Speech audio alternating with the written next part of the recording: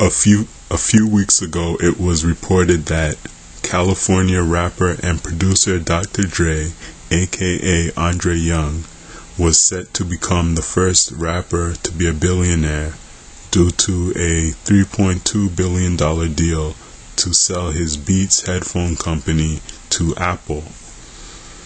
But according to Bloomberg News, Dr. Dre's partner in the Beats company, Jimmy Iovine, is the one who will become a billionaire from the deal, rather than Dr. Dre. Now, if you break down the numbers of the Apple deal, Apple reportedly bought Beats for $3 billion rather than the $3.2 billion that was initially reported. And that breaks down to $2.6 billion in cash and $400 million in Apple stocks. Now, Dr. Dre owns a 20% stake in Beats, according to Bloomberg News. So that means that he will get this $3 billion deal will give Dre $520 million before taxes and $80 million in Apple stocks. So if you add those numbers together, that means that Dre will take home a total of $600 million before taxes from the deal.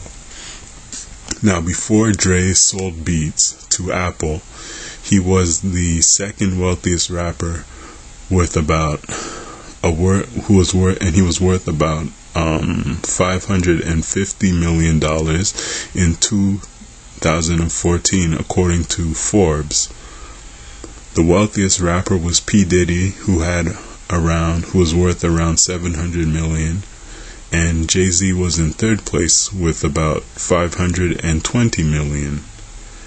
Now, the question is, how wealthy was Dr. Dre without the Beats company? Without his stake in the Beats company? Because a lot of the $550 million that Forbes said he had in 2014 before the deal with Apple was likely due to his stake in Beats.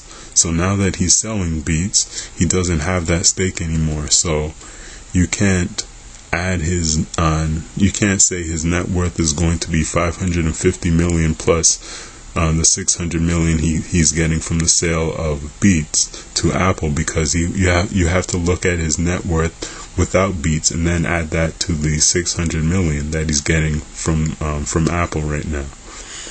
Now, according to Bloomberg News, Dr. Dre's net worth before Beats was something like $150 million.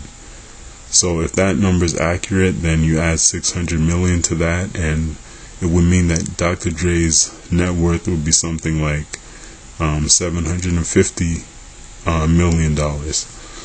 So now that would, if that number is accurate, that would make him the wealthiest rapper, wealthier than P. Diddy, but it would not make him a billionaire.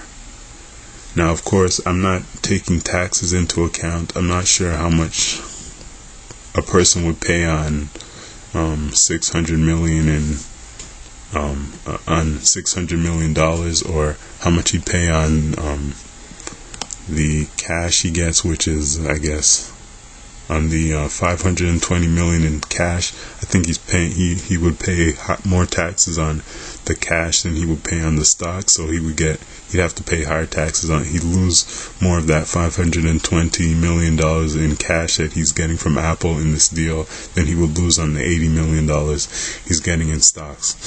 But either way, even if he's not a billionaire, he's probably going to become the wealthiest rapper, and he'll be very rich. So I think when people get a certain amount of money, they no longer, there's not really, when you have a certain level of income,